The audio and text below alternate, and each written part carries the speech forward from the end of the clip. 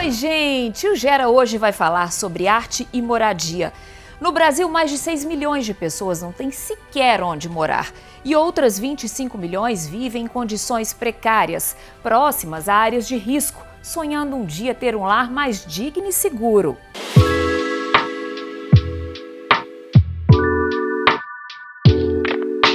Enquanto este problema complexo não é resolvido, uma galera jovem tem feito a diferença em BH. Um grupo de artistas resolveu colorir 40 casas de uma comunidade.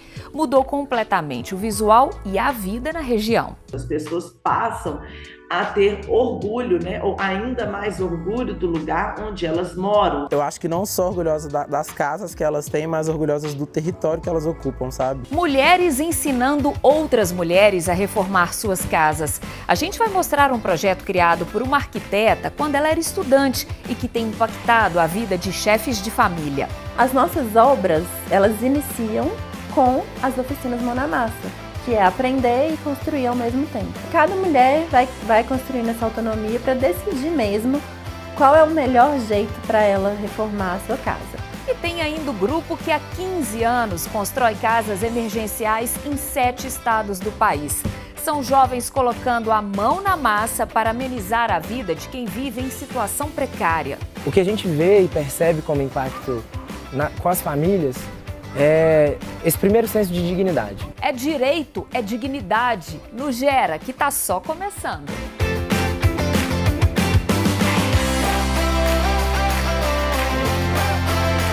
Está na Constituição Federal de 1988. Todos têm direito à moradia, uma competência que é dividida entre União, estados e municípios, que precisam promover programas de moradias e melhorias das condições habitacionais e de saneamento básico.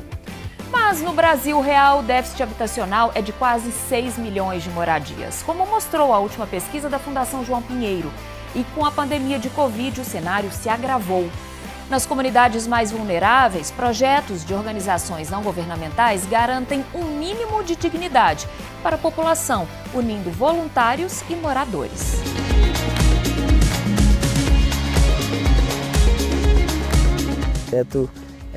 Veio para Minas Gerais, para a região de Belo Horizonte, e a primeira ocupação onde a gente atuou foi Terra Nossa, primeiro com o levantamento de dados socioeconômicos, que é um processo de escuta que a gente considera muito importante, que se chama ECO.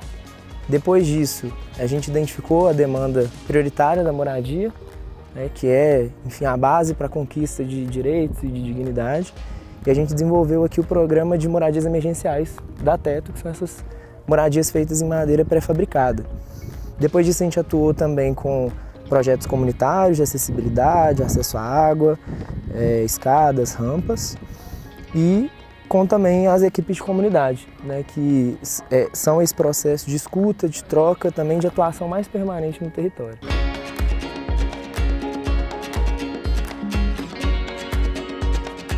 O ato de morar, ele não é só a casa que se habita, existe todo o entorno, uma preocupação com o entorno. E a Teto, junto com a mobilização voluntária, a mobilização dentro das comunidades, também com os apoiadores, a gente busca catalisar um pouco esse processo de melhoria da situação emergente ali da pessoa, emergencial da pessoa. Só que para erguer uma casa, além de força de vontade, é preciso dinheiro, muito investimento.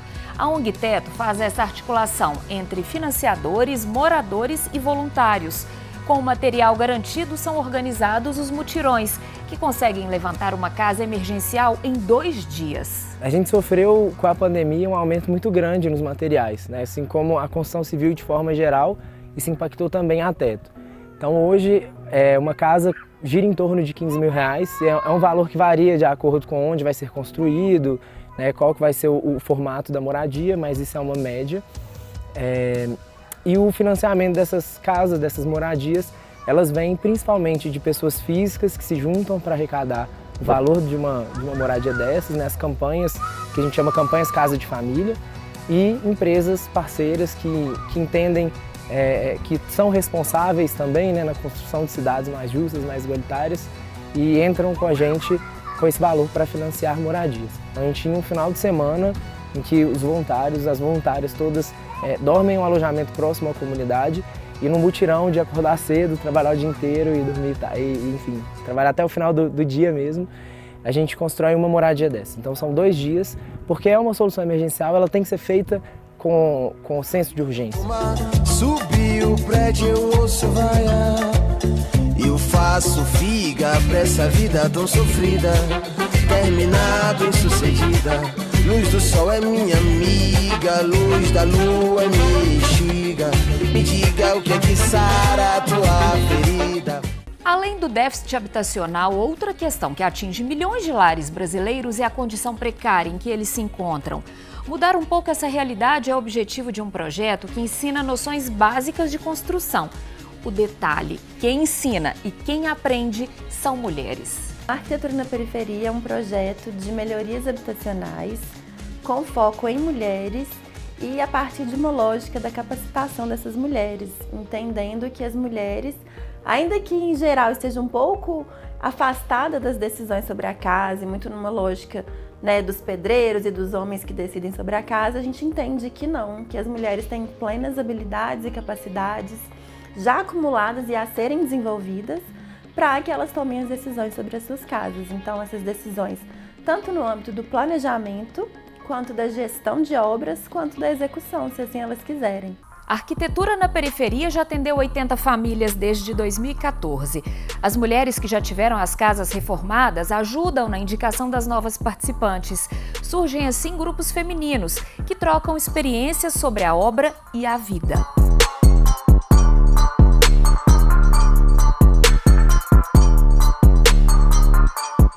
A medir as casas, a desenhar a planta da casa, a ler planta, né? Ler uma planta arquitetônica, o que significa cada elemento que está ali desenhado.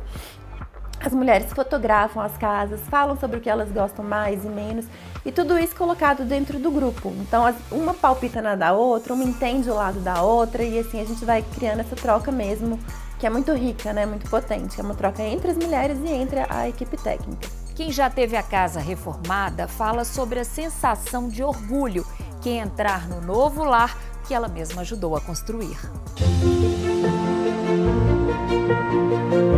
Eu consegui começar o banheiro desde o alicerce. Depois que eu fiz meu banheiro, me deu uma iniciativa a mais para poder fazer outras coisas. Se pedir para fazer um projeto, eu consigo mais ou menos fazer um projeto.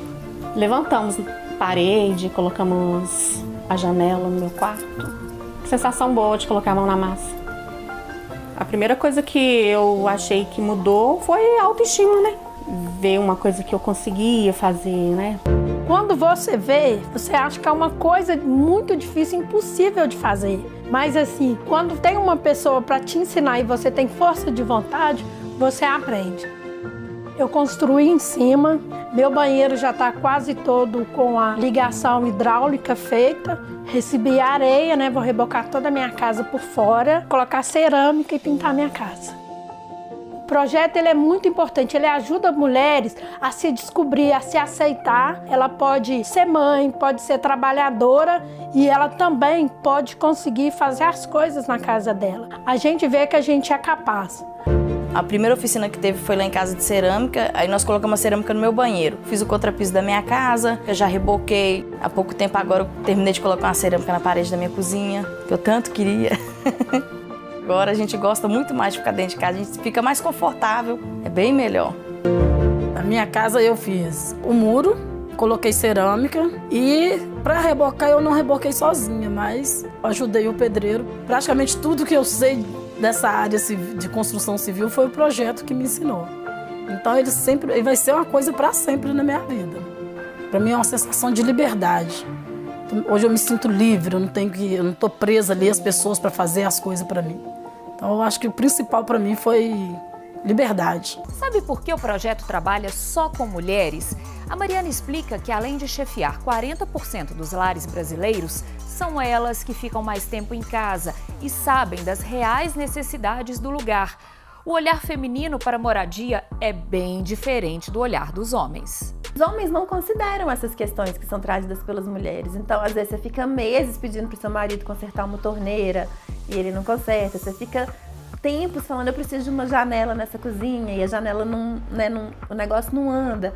Então, quando essas mulheres entendem o que tem que ser feito, entendem que elas podem fazer ou que elas podem contratar e gerir, elas ganham um fortalecimento que é muito importante para a melhoria desse espaço da casa e para a qualidade de vida dela e dos filhos. No próximo bloco, você vai conhecer o trabalho de jovens artistas que levou cores para uma comunidade na região noroeste de BH. Um mural colorido que mudou o astral dos moradores. É daqui a pouquinho, te espero.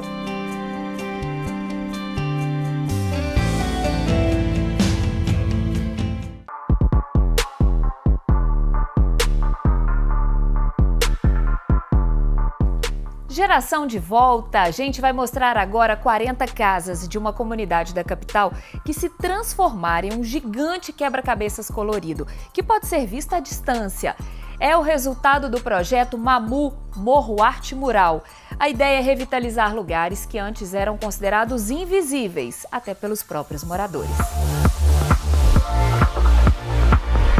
O Mamu tem como objetivo levar arte para comunidades vulneráveis e promover, né, o fomento do desenvolvimento da economia criativa dessas comunidades, através, né, não só de proporcionar o encontro entre a arte e as pessoas da comunidade, mas também com oficinas de formação, com a inclusão desses moradores no projeto, como mão de obra, capacitação. Então, é um projeto que visa o protagonismo da comunidade no contexto artístico, né? Os próprios moradores da comunidade falaram conosco que se sentem muito invisibilizados.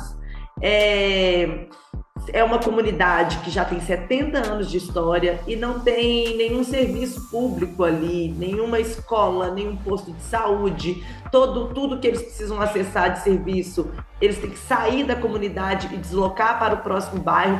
Então é uma comunidade que demandava ser vista, ser notada. Então, pintar um mural com mais de 40 casas é uma forma muito boa de fazer essa comunidade ser vista pelas pessoas de Belo Horizonte. E para quem vive no morro, o quanto um muro colorido pode mexer com a autoestima de uma comunidade?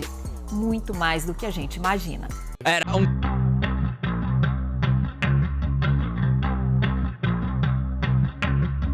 A maior das importâncias desse projeto é isso, assim, é trazer esse olhar da cidade para a comunidade mesmo. Obrigou que as pessoas parassem para olhar o que estava acontecendo aqui dentro e ele ainda continua fazendo isso, né? Que é isso, são milhares de pessoas passando todo dia no Antônio Carlos e não tem como não ver. A gente viu a comunidade junta, saca? E até hoje, assim, a galera pede para pintar muro, a galera tá entendendo isso de outro ângulo, a galera tá vendo a arte acontecer de dentro para dentro, né? A gente não é uma casa pintada, a gente é um mural. Isso é muito forte e as pessoas aqui estão muito orgulhosas disso. Então, tipo assim, a autoestima delas está ultra recuperada assim, dentro desse lugar e eu espero muito que isso continue. O poder público olhe pra gente agora com mais carinho, sabe? No sentido geral, assim, que é uma favela extremamente abandonada pelo poder público. A gente tá falando das pessoas da cidade, da cultura da cidade olhar, mas acho que é importante pontuar que a gente precisa do olhar do poder público também, sabe? E eu acredito que essa obra é esse portal também para esse olhar carinhoso pra gente aqui.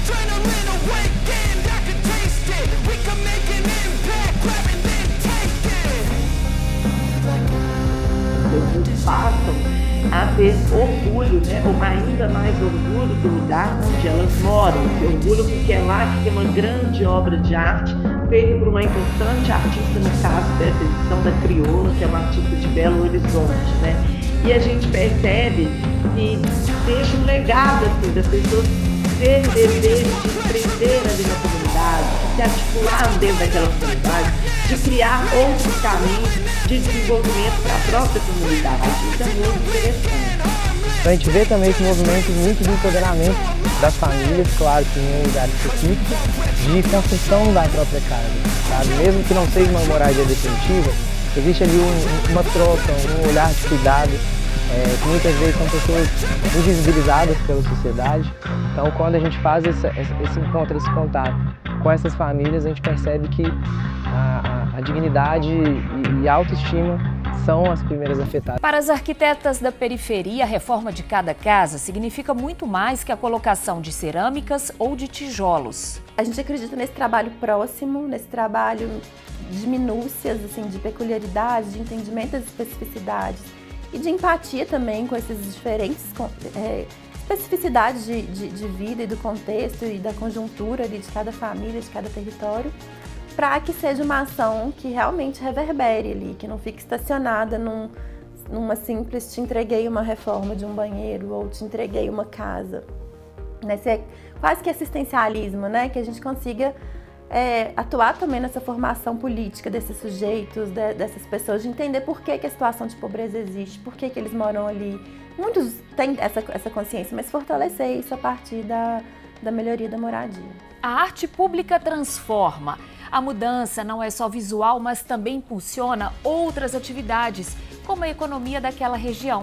Além disso, a maneira como a comunidade é vista por quem é de fora mexe com o orgulho das pessoas que vivem ali. É muito inusitado uma grande obra de arte feita como um quebra-cabeça, né? Onde todas as peças viram um grande quadro, né? É raro uma obra desse jeito, né? A gente, por exemplo, no Brasil todo tem muita pintura de fachada, pintura de lateral de prédio, mas poucos pintam uma comunidade inteira onde essas casas compõem um único trabalho. Artisticamente falando, é muito interessante notar, e a gente percebe muita gente indo para a Avenida Antônio Carlos, né? Olhando, tirando foto, marcando a gente, porque realmente é um resultado inusitado e diferente de uma grande obra de arte pública. Essa prova viva de que a arte transforma, saca? E eu tô aqui dentro, eu não tô falando de lá de fora, eu não tô falando de quem enriqueceu, eu não tô falando de dinheiro, sabe? Eu tô falando de estar vivo fazendo uma coisa que eu gosto, sabe? De estar conseguindo respeito da minha galera, assim, sabe? De entender mesmo como profissão as coisas que eu produzo, assim, sabe? A alimentação do projeto todo é fornecida por cozinheiras da comunidade. A equipe de reboco é toda da comunidade. A equipe de assistente de pintura é toda da comunidade. A equipe de produção é da comunidade. A equipe de selagem, de pequenos reparos, tudo da comunidade. Então a gente também, além de levar arte, a gente faz circular a economia da comunidade, levando, né, o maior recurso do projeto para contratar mão de obra ali de dentro. Então isso é legal, e também as pessoas começarem a ver e notar formas diferentes de trabalhar, abrir realmente a cabeça para se conectarem de outras formas, sabe? E criar mesmo, de formas mais criativas, e eu acho isso muito legal. A gente conheceu hoje alguns projetos que unem doação, engajamento e muito esforço para colocar de pé o sonho de um lar melhor. Para quem ainda mora com os pais, familiares, amigos ou já está no corre atrás de um teto, é importante se preocupar com as políticas públicas para resolver essa dificuldade da moradia. Ter uma casa é mais que um simples direito, é uma necessidade de cada cidadão, que infelizmente no nosso país ainda não é uma realidade para todos. A gente busca articular essa força do voluntariado junto a órgãos públicos também, junto à força das comunidades, tentando sempre buscar soluções que confluam, né? Esses atores, empresas parceiras, pessoas empreendedoras, sempre buscando fazer essas conexões e essas pontes. A gente tem vários relatos de pessoas que falam assim: eu mentia o lugar que eu, em entrevista de emprego, eu mentia onde eu morava, eu não contava que eu morava na Vila Nova Cachoeirinha. E hoje eu me orgulho de morar aqui, de falar que eu moro nesse lugar, esse lugar que tem arte, esse lugar que trouxe um projeto artístico grande. Então isso é muito interessante de notar. A gente tem uma frase que foi até feita por um nosso mestre bambuzeiro, e ele fala que a casa é a raiz que sustenta as relações humanas e com a sociedade. Não sei se eu falei certinho, mas a gente sempre coloca essa frase porque é isso, a casa é raiz. Ela é teto de proteção, mas ela é onde você se enraiza e constrói suas relações mais importantes, que são com a sua família e também com a sociedade, né? Você mora onde, você é de onde. Isso tudo vai nos formando enquanto sujeito, né? E o Gera de hoje fica por aqui. Valeu, Teto, Mamu e arquitetas da periferia. Parabéns pelo trabalho de vocês. E que tudo isso sirva de exemplo para a gente ver que quando muita gente solidária se junta para fazer um trabalho sério, o resultado é sempre positivo. Tchau, gente. Até a próxima.